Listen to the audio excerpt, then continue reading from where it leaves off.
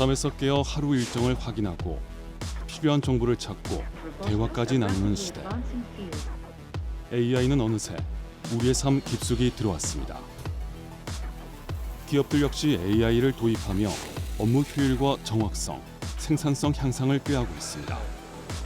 이 데이터들을 가지고 몇 시간 뒤에 문제가 생길 걸 예측해가지고 빠르게 대응하는데도 이런 데이터들이 많이 활용이 되고 있습니다.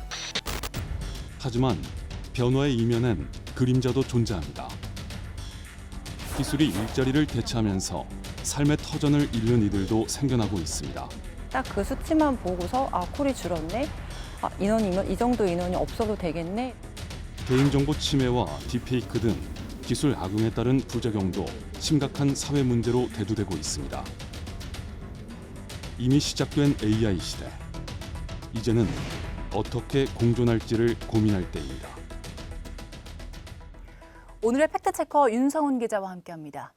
윤 기자, 요즘 AI라는 말 안 들어본 분은 없을 텐데요. 그런데 막상 AI가 뭐냐고 물어봤을 때 이걸 명확하게 그 개념을 설명하기는 쉽지 않더라고요. 정확하게 어떤 겁니까? 네, 한마디로 말하면 사람이 가진 지적 능력을 기계가 대신하는 기술입니다. 학습해서 추론하고 판단하고 언어를 이해하고 또 표현하는 능력까지 이 모든 걸 전자적으로 구현한 게 바로 AI입니다. 생각보다 범위가 넓네요. 네, 진화를 거듭해온 AI는 1990년대엔 데이터에서 스스로 규칙을 찾는 머신러닝에서 인간의 뇌구조를 본뜬 딥러닝을 거쳐 지금은 생성형 AI 단계를 밟고 있습니다. 생성형 AI는 정보를 분류하는 건 물론 글을 쓰고 그림을 그리고 음악을 만드는 등 창작 영역으로까지 확장되고 있습니다. 챗GPT가 대표적인 사례입니다. 네, AI가 어디에 또 어떻게 쓰이는지 막연하게는 알고 있는데 이걸 체감하기는 쉽지 않은 것 같아요. 네, 그래서 팩트 추적 제작진은 일상 속에 이미 들어와 있는 AI 기술을 직접 확인해 봤는데요. 그 가운데 하나는 정부에서 소외된 이들을 위한 기술이었습니다. 서울에 있는 AI 수어기술 개발업체 스튜디오. 수어 통역사가 안내문 문구를 수어로 표현합니다. 눈썹, 입술, 손끝까지 섬세하게 표현된 수어 동작이 영상으로 촬영되고 촬영한 영상을 3D 아바타로 변환합니다. 아바타로 좀 더 세밀한 수어 표현을 구현하기 위해 보정 작업도 진행합니다. 그 한국어 문장을 수어문이라고 하는 저희의 AI 언어 모델을 통해서 변환을 합니다. 그 AI 모델을 활용해서 3D 아바타로 동작을 생성하는 한국어 문장을 수어문으로 변환한 뒤 AI가 사전에 학습한 사람의 수어 동작과 표정 데이터를 바탕으로 3D 아바타가 수어를 구현합니다. 안녕하세요. YTN 팩트 추적 윤성훈 기자입니다. 지금 제 목소리와 이 소개는 누군가에게는 닿지 않는 말일 수 있습니다. 그 간극을 메우기 위해 수어를 AI 아바타로 구현해내는 기술이 있습니다. 완전 자동 수어 번역을 목표로 기술은 지금도 발전을 거듭하고 있습니다. 우리나라 청각장애인 가운데 상당수는 선천적으로 청력을 잃은 경우가 많습니다. 이들에게는 사실상 수어가 모국어인 셈입니다. 수어와 한글은 문법과 구조가 완전히 다른 언어 체계입니다. 때문에 한글 문장을 그대로 이해하기 어려운 경우도 많습니다. 병원, 은행 관공서 등 중요한 순간마다 수어 통역사의 도움이 절실하지만 청각장애인 숫자가 2023년 기준으로 43만 명인 것에 비해 활동 중인 수어 통역사는 전국에 976명에 불과한 실정입니다. 사실 AI 아바타가 플레이가 될 수 있는 환경 또는 인터넷이 접근이 가능한 모든 디바이스에서는 이게 대신 사람을 대체할 수 있는 거기 때문에 전문 인력 부족이라는 현실적 한계를 AI 기술이 뛰어넘으며 세상을 잇는 새로운 다리 역할을 할 것으로 기대됩니다. 경기도 용인시의 용인 세브란스 병원. 이곳엔 병원 곳곳에서 활용되는 AI 기술 현황을 한눈에 볼 수 있는 통합 반응 상황실이 마련돼 있습니다. 한쪽 벽면을 가득 채운 모니터에는 그래프와 숫자들이 빠르게 바뀌는데 응급실 현황부터 병동 상황, 환자 위치까지 모든 데이터가 실시간으로 이곳에 모입니다. 특히 중환자실 환자들의 호흡, 맥박, 체온, 혈압 등 생체 신호를 실시간으로 모니터링하고 이를 분석해 의료진에게 즉시 전달합니다. 기존에는 의료진이 직접 환자의 상태를 확인하고 기록해 왔지만 이 과정을 디지털로 전환한 것입니다. 여기는 이제 그 중환자실 지금 환자들의 어떤 생체 신호들이 보이는 곳입니다. 환자의 상태가 급격히 나빠지면 모니터를 지켜보던 의료진이 즉시 출동할 수 있습니다. AI는 영상 판독에서도 핵심 역할을 합니다. 방사선사가 촬영을 하고 나서 버튼을 하나 누르면 여기 이제 영상 판독 시스템으로 이 영상을 이제 보내고 그리고 추가적으로 인공지능이 분석한 결과를 같이 보내주게 되는데 의료진은 1차 판독을 마친 뒤 AI 분석 결과를 함께 고려해 최종 진단을 내립니다. 병원 곳곳을 누비는 이 로봇은 약제 이송 로봇입니다. 병원 내부에서 이동하며 일반 의약품을 전달하는 업무를 맡고 있는데 의료진이 그만큼 시간을 벌면서 환자들의 대기 시간도 줄었습니다.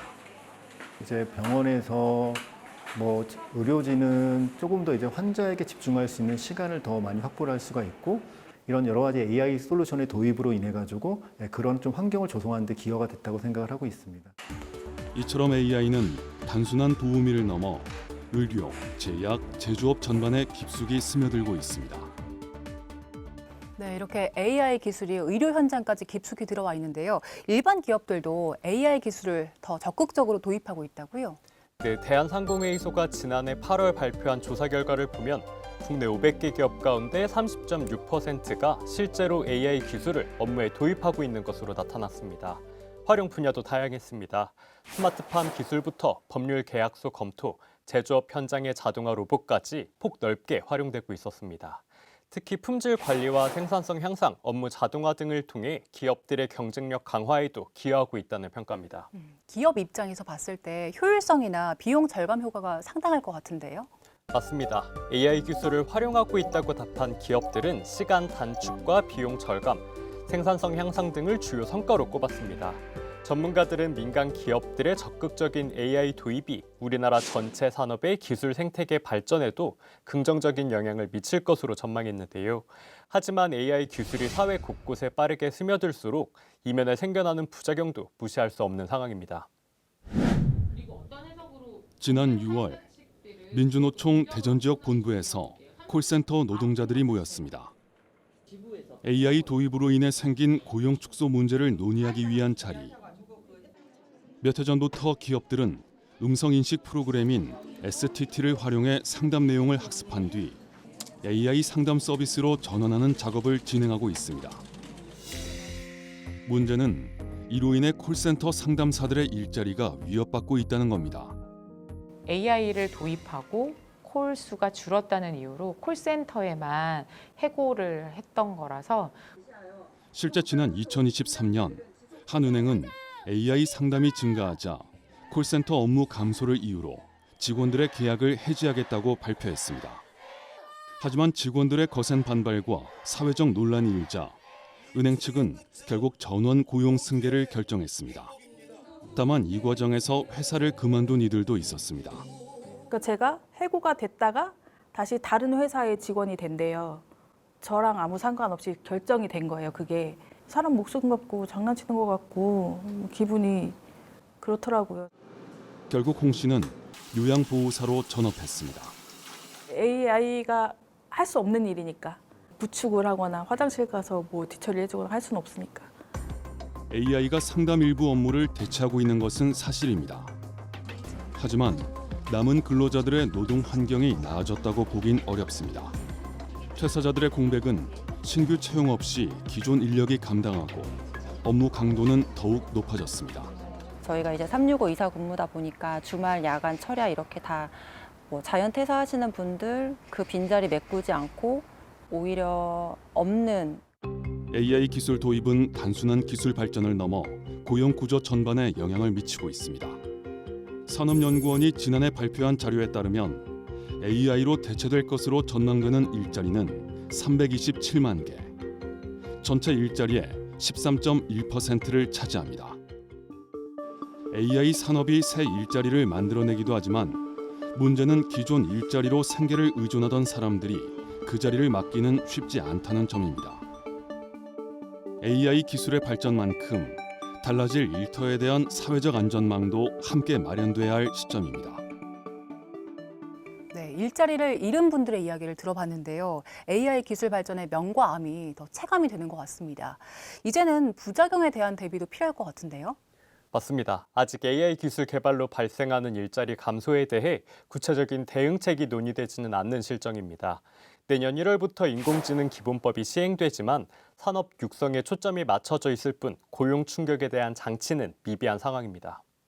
사회적 충격파를 줄이는 한도 내에서는 빨리 이 대전환에 대한 대비가 필요할 거라고 생각해요. 이제 AI가 대체할 수 없는 많은 일자리들을 만들어내는 새로운 산업을 부흥시키는 일들을 해야 됩니다.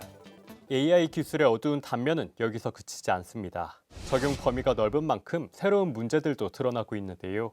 얼굴을 합성해 만드는 성범죄 딥페이크, AI 이용자의 민감한 개인정보 유출, 알고리즘에 따른 정보 편향성까지 활용 방향에 따라 얼마든지 사회적 해악을 끼치는 도구로 바뀔 수 있습니다.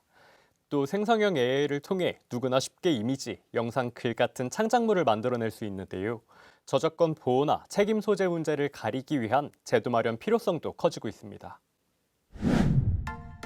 단란한 가족 사진부터 자신을 표현하는 이미지까지 최근 SNS를 중심으로 이른바 지브리풍 이미지 열풍이 일었습니다.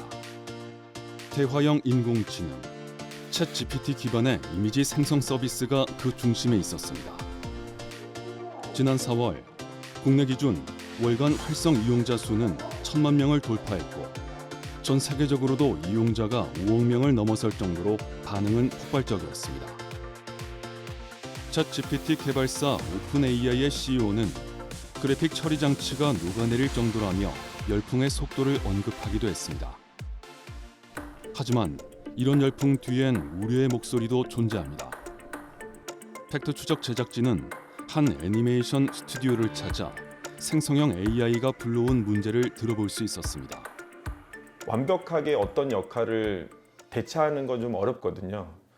다만 이 생산성 같은 거는 AI랑 결합했을 때 굉장히 높아지고 있기 때문에 전체적으로 그 단순한 업무를 좀 하던 분들은 영향을 받고 있는 걸로. 이용자들은 AI와 몇 마디 대화를 나누는 것만으로 그럴듯한 이미지와 글을 손쉽게 얻을 수 있습니다. 문제는 이 과정에서 데이터가 어디서 왔는지, 어떤 창작물이 쓰였는지 알 수 없다는 겁니다. 전문가들은 이런 상황에서 불거진 저작권 문제가 결국 창작자들을 벼랑 끝으로 내모는 결과를 초래할 것이라고 경고합니다. 전 장기적으로는 AI가 우리가 뭐 악마화하거나 터부시하면 안 된다는 입장이지만 단기적으로는 많은 사람들에게, 많은 창작자들에게 동기를 저하시키거나 고용 불안 등을 만들어낼 수 있다는 거에는 굉장히 동의를 하는 편입니다. 지금의 핵심은 이거예요. 아무도 돈을 못 벌고 있다는 거죠. 기존의 시스템을 참조해서 결국 저작권료를 물게 하는 방향으로 가지 않을까? 전문가들은 특정 AI 기술이 개인의 창작물과 콘텐츠를 무단으로 학습하더라도 이 과정을 확인하고 잡아내는 게 쉽지 않다고 지적합니다. 더욱이 의료 데이터 등을 무단으로 수집하는 경우도 포착되면서 거센 논란이 일고 있습니다. AI 기술은 확산 가속화되고 있지만 제도적 대응은 여전히 미비한 상황. 당장 내년 1월부터 시행되는 인공지능 기본법에 저작권과 관련된 부작용을 막을 보완책을 반영해야 한다는 목소리도 나옵니다. 최근 국내 15개 창작자 단체는 AI가 학습한 창작물에 대한 투명한 공개 의무와 저작권법 준수 의무를 인공지능 기본법에 반영해야 한다는 내용의 성명을 발표하기도 했습니다. 하지만 현실은 생성형 AI가 어떤 데이터를 학습했는지, 어떻게 그 데이터를 활용하고 있는지를 제대로 확인하거나 통제할 장치조차 없는 상황. 이에 전문가들은 유럽에서 도입된 사람 보호를 중점으로 마련된 인공지능법을 참고해야 한다고 조언합니다. 해당 법은 안면 인식 기술과 경찰의 범죄 예측 도구 사용을 금지하고 범용 AI 모델 훈련에 사용된 데이터는 출처를 공개해야 한다고 규정하고 있습니다. 이를 위반할 경우 우리 돈으로 약 550억 원 또는 매출액의 7%에 해당하는 벌금이 부과됩니다. 반면 우리나라 인공지능 기본법은 산업 육성에만 초점이 맞춰져 있기 때문에 저작권을 포함한 권리보호 방안을 마련하는데 더 많은 고민이 필요하다는 지적입니다. 관성에 따른 이 답습은 피하고 새로운 제도들 그리고 새로운 법 체계들 그리고 그 관점에서 우리가 좀 독자적인 노선으로 법의 굴레 툴을 만들 때 우리가 갖고 있는 장점은 충분히 살릴 수 있는 혁신을 지향하고 배양해 줄 수 있는 AI가 만들어낸 저작권 논란도 살펴봤는데요. 기술적인 발전만큼 동시에 사회적인 논의도 진행이 돼야 할 것 같아요. 네, 다만 AI의 발전이 가져올 경제적 이익을 고려하고 경쟁국들의 발전에 대응하려면 배척보다는 공존을 위한 제도적 마련에 초점을 두고 속도를 내야 한다는 목소리가 커지고 있습니다. 사람 없이 움직이는 무인 차량이 거센 물줄기를 뿜으며 이동합니다. 최근 공개된 차량형 무인 소방 로봇의 모습인데 소방관이 접근하기 어려운 현장에 투입하기 위해 설계되었습니다. 이 로봇은 원격 조작은 물론 자율주행 기능까지 갖추고 있어 지하 주차장 같은 고위험 공간에서 발생하는 재난 대응에 효과적일 것으로 기대됩니다. 4개 권역에 한 대씩을 배치를 해서 일단은 연말에 배치를 해서 운영할 계획입니다. 접근이 어려운 이제 창고 대형 화재라든지 지하 화재라든지 지금 그런 쪽으로 지금 저희가 아마 이처럼 미래 사회에서 AI는 인간을 보완하는 존재로 자리매김하고 있는데 지난 대선에서도 각 후보들은 AI 산업 육성에 대한 강한 의지를 드러냈습니다. 첨단 AI를 포함한 첨단 산업들을 대대적으로 육성해야 됩니다. 그래야 새 길이 생깁니다. 전문가들은 AI 산업을 육성하겠다는 의지를 피력한 것은 긍정적으로 평가하면서도 구체적인 방안이 명시되지 않은 점은 한계로 꼽고 있습니다. AI 산업 육성을 위한 예산 확보 방안과 투자 전략, 효과 등에 대한 구체적인 로드맵이 부족하다는 것입니다. 가장 시급한 과제로 꼽히는 건 전문 인력 확보. 오는 2027년까지 인공지능과 클라우드 분야에 각각 12,800여 명, 18,800여 명이 부족할 수 있다는 전망이 이미 나와 있습니다. 실제로 미국의 한 싱크탱크에 따르면 우리나라가 배출한 상위 20% AI 분야 연구원 비율은 전 세계 기준 2%에 불과합니다. 중국은 47%, 미국은 18%로 세계 AI 인재 경쟁에서 큰 격차를 보이고 있습니다. 전문가들은 초등 교육 과정부터 AI 기술을 이에 활용하는 능력인 AI 리터러시 교육을 확대하고 고령자와 재직자를 대상으로도 실무형 AI 교육, 훈련을 강화해야 한다고 조언합니다. 미리 생태계의 판을 짜고 우리도 거기서 어떤 역할을 할 건지를 계속 투자하면서 같이 실력을 상승하는 게 필요하다고 보고요. 또 우리 국민들이나 우리 시장에서 되게 맞는 서비스들을 개발하는 역량을 키우는 게 중요한 거지. 인력 확보뿐 아니라 물적 자원 확보에도 속도를 내야 한다는 의견도 많은데 AI 데이터 센터의 경우만 하더라도 전자파 피해를 우려하는 주민 민원으로 인해 확충이 쉽지 않은 것이 현실입니다.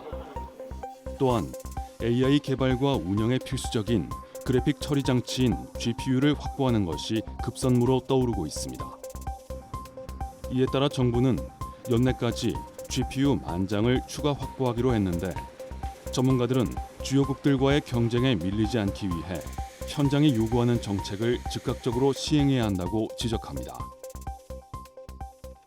네, 이런 AI에 대한 기대만큼 그에 따른 우려의 목소리도 커지고 있는데요. 특히 제도적인 대응 측면에서 봤을 때 유럽은 이미 인공지능법을 시행하고 있잖아요. 그와 비교하면 우리는 아직 갈 길이 먼 것 같아요. 그렇습니다. 유럽연합은 사용 목적과 위험성에 따라 기술 개발 허용 여부, 사전 심사, 등록, 보고 투명성 등 각종 규제 수준을 달리 적용하는 체계를 이미 도입했습니다. 반면 우리나라는 아직 산업 육성에 초점을 맞춘 단계에 머물고 있습니다. AI 기술이 초래할 수 있는 위험성을 분야별로 평가하고 특히 고위험 AI에 대해선 별도 규제가 필요하다는 사회적 요구도 커지고 있습니다. 네, 우리가 살펴본 것처럼 AI는 이미 우리의 일상을 바꾸고 있습니다. 이제는 기술의 부작용을 줄이면서 어떤 방향으로 발전시킬지에 대한 논의가 필요한 때입니다. 윤 기자, 수고 많았습니다.